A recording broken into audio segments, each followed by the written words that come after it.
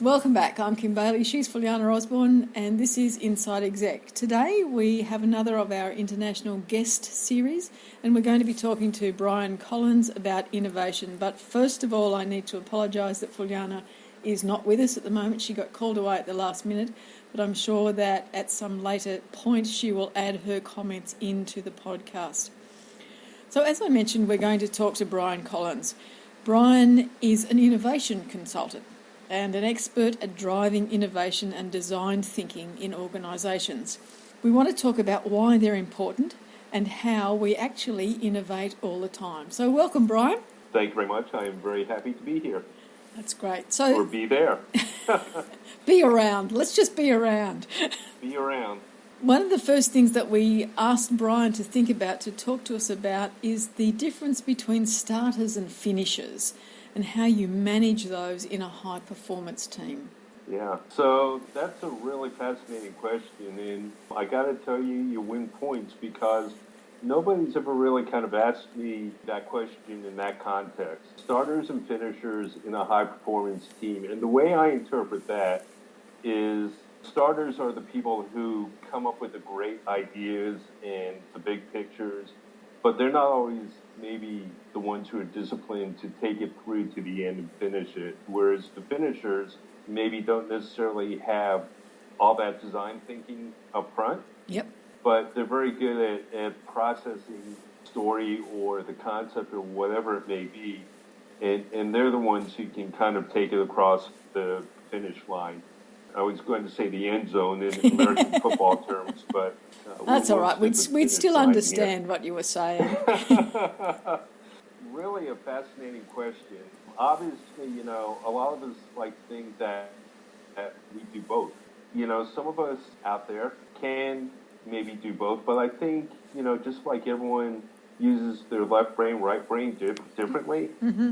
I think some of us are stronger starters and some of us are just naturally stronger finishers. And, even myself with all the years of experience and interesting projects and things I've had to work on, I'd consider myself to probably be more of a starter. I'm definitely very good at the initial conceptualization and coming up with the ideas, the overall picture.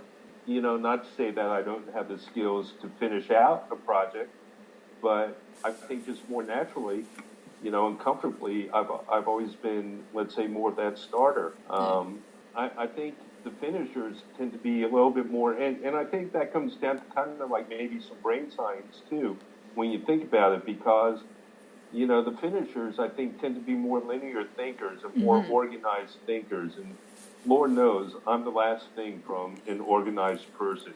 I mean, gosh, just look at my desk on any given day or how I take notes or, I was that kid in school that, kind of had ADD and could never, get to the end of a class, without my mind wandering somewhere else.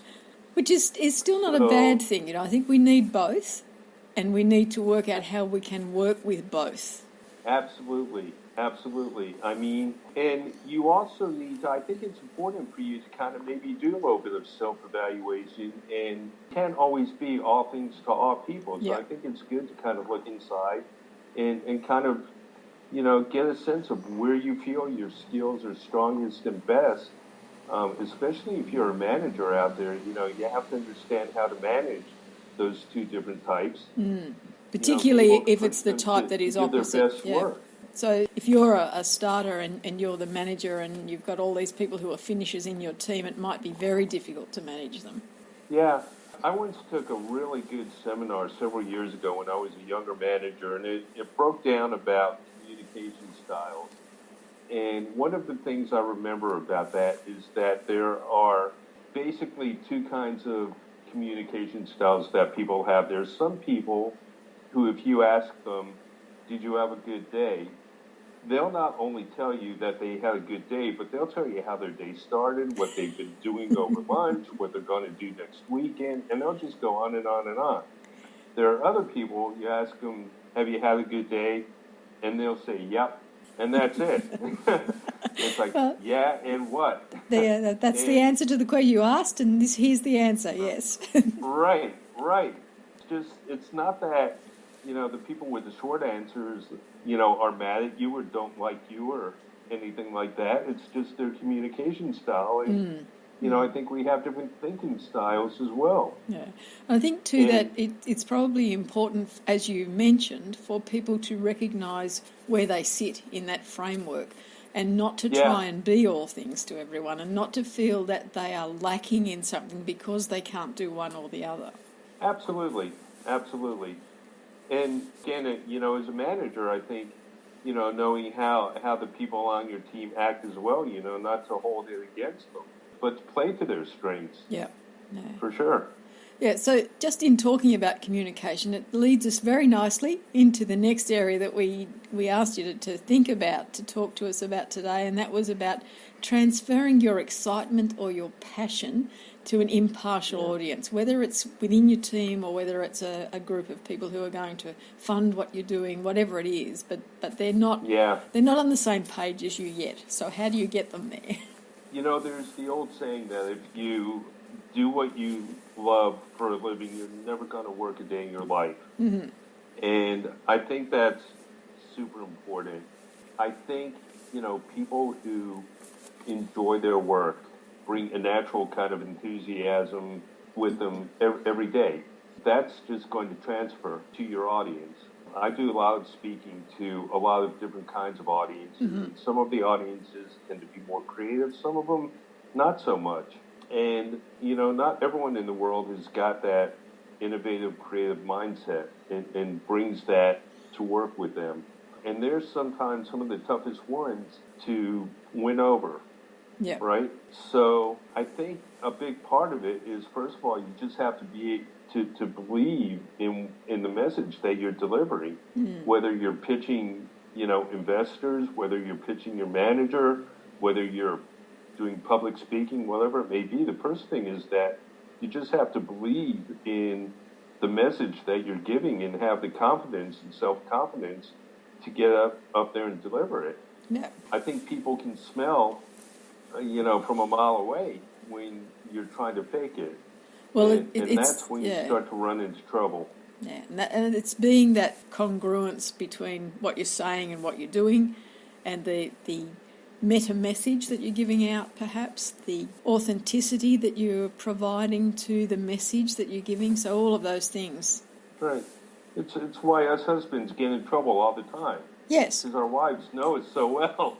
That's right. You can tell when we're not playing it straight, so to speak, and they'll call you on the carpet real quick about that. And a business audience is the same way. That's right. So, and I think that's an interesting point too, is that often we've got skills in an interpersonal sense that we use without thinking about them too much in one situation, and we don't transfer that to other arenas in our lives. Yeah. No, that's an excellent point, Kim. I mean, I absolutely believe that I talk a lot in my seminars and my consulting and whatever about a concept that I call creative cross-pollination, which is taking an idea that's used in one way and finding a new, different way to use it, right, to cross-pollinate it. Yeah. And what you said kind of, feeds into that very well, in that, it's the same thing when you're trying to communicate something. Sometimes you don't always, you may be used to communicating, at home in a different way, or, at work a different way. And sometimes you need to maybe kind of stop and think a little bit about who your audience is and what the best way is to communicate them. It kind of actually also goes back to what I was saying before about people having different kind of communication styles and knowing who your audience is too. Yeah, most definitely. All of which my part of the audience will know are part of my 7-step approach to public speaking, so you've done very well in promoting that for me as well. It was one of I had planned it that way. Oh, good on you, Brian. Thanks. That's excellent. So it's lucky Fuliana isn't here, because she'd be rolling her eyes and carrying on. So we'll continue on with our session. That seems like a very good place to take a break in our discussion with Brian Collins and give Fuliana a chance to add her comments into the podcast. This is Fuliana Osborne. I just finished listening to part 1 of Brian Collins' podcast. I believe Kim and Brian came across really well, and I very much enjoyed listening to this part of the podcast. There's 2 areas predominantly in the podcast that I wanted to comment on. One is about having people who are starters and people who are finishers, and sometimes can be both. What I think of that and what difference does that make? I do believe that it really takes us back to the topic that we discussed many times, the importance of team diversity. In a team, we need all sorts of skill sets, all sorts of styles and personality to give us the best outcome. In that sense, when we're talking about a starter, someone with an ideas, as Brian, as you said, that was really, really good. But if I had the best ideas in the world, and I'm one of those people that come up with an idea and lots of them, and never do anything about it, then they really no good. They haven't made it anywhere. For some people, a completer finisher is a person that absolutely get joy from seeing results, making things happen and getting an outcome. So it does mean, though, that as you both said, a certain person can be both. I don't like labeling in a sense that anybody can do anything, and it depends on the topic. It depends on your appetite for that topic. Sometimes you come up with the idea and you're so enthusiastic about it, however, you really don't have the drive or the know-how of implementing it, as you guys said. In other times, the topic is such that you really want to drive it to completion, and you do. Likewise, a finisher will often come up with ideas, but might engage other people to flesh out that idea as well. So again, team diversity, utilize your team members, utilize them well and for different skills, but don't label them, because at some point they can swap seats, they can swap ideas and be stronger in one area rather than others. But again, understand what you are in the team, understand the role you're playing, and respect others for their roles and in that project. So thank you. I enjoyed that, and it made me think about it again and in a different way. Now let's talk about how do you transfer your passion to the audience. Well, 2 things here that you made me stop and think, and that is, firstly, believing in your message rather than I'm just the spokesperson and I'm just communicating. That will come through and it will make a difference. The other one, being confident in the delivery. So thank you for that. Yet the same. If I'm not confident and I'm half-hearted, well, nobody's going to be listening in the way that I want them to listen. The other thing is being a realist. I got this through listening to the podcast. Being a realist about when I'm addressing people about my passion or my topic, let's face it, not everybody can be at the same level of engagement as me, and some quite not interested at all. And knowing that will make me more confident by saying, for those who are not engaged or don't want to know about it or not interested, I really would like them to at least walk away and think about it. And in doing that will absolutely help them see that through my eyes, my passion, and they might be asking, why? Why is this person so passionate about it?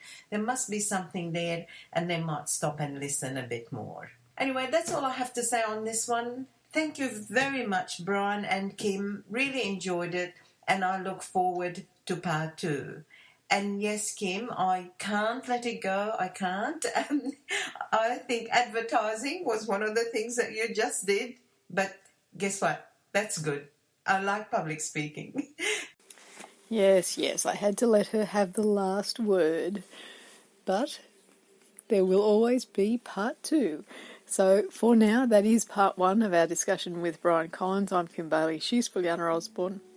We are talking with Brian Collins, and this is Inside Exec.